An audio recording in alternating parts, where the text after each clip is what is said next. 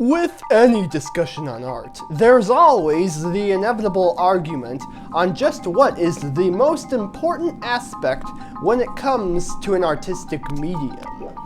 For music, people will say the audio. For painting, people will say the visuals. For a book, people will say the story. For a movie, people will say one of all of the above. There's quite a few things that one might say about a video game, with perhaps the most obvious being the controls, in that video games rely on a more direct input system compared to most other artistic mediums, especially the more commercial ones. This is typically in the form of a controller with buttons, analog sticks, shoulder buttons, and a D-pad nowadays for most games out there. Meanwhile, a lot of other art forms rely on a more passive form of interaction, from sifting through a book to just sitting there and watching your favorite animated movie. Mind you, all art to an extent has a form of interaction, in that we, the audience, are processing the events that are happening right in front of us. How else are books, for example, able to have such powerful imagery, despite the fact that most don't even contain a single image? I mean, outside of the cover art, but still. Art wouldn't have anything, or be anything, if not for an audience. With that established, what would you say is the most important aspect of a video game? The most important ingredient, rather.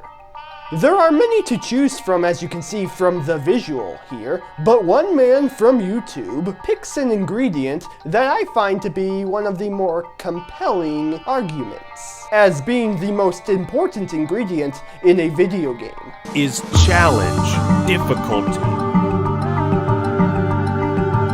That most important ingredient being not from its controls, but rather the difficulty.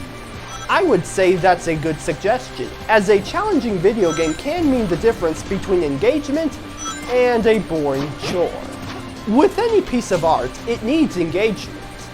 If it isn't holding your attention, then there's just something that isn't doing for you. As noted, if you happen to be in a I'd rather be anywhere else but here mood.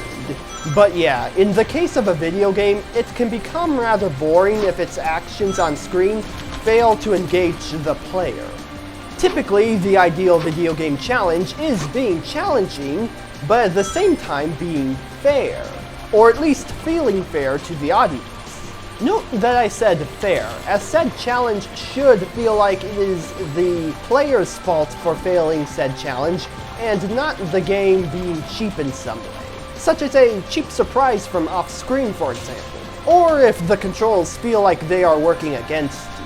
However, maybe it isn't always about a game being super challenging. Maybe the player prefers the atmosphere that is generated by said game with its visuals and music.